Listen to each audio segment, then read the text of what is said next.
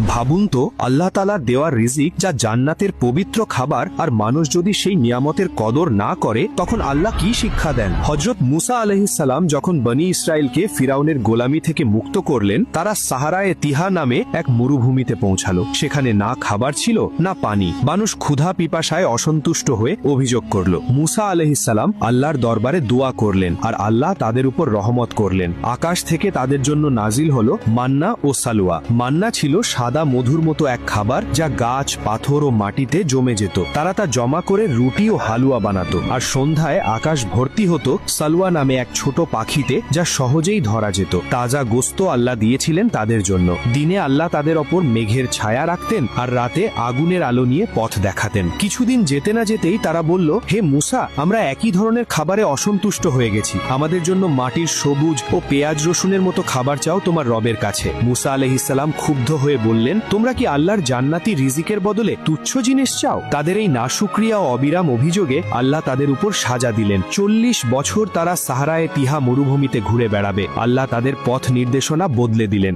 যত হাঁটুক বারবার একই জায়গায় ফিরে আসে। ছোট্ট এক মরুভূমি তাদের জন্য 40 বছরের যাত্রা হয়ে গেল। পুরনো প্রজন্ম সেই জায়গায় শেষ হলো, আর নতুন প্রজন্মকেই আল্লাহ অনুমতি দিলেন পবিত্র ভূমিতে প্রবেশের। এই শিক্ষা আমাদের জন্য এক স্মরণীয় বার্তা। আল্লাহর নিয়ামতের মূল্য যে বুঝল না, তার জন্য সারা জীবনও অপর্যাপ্ত হয়ে যায়।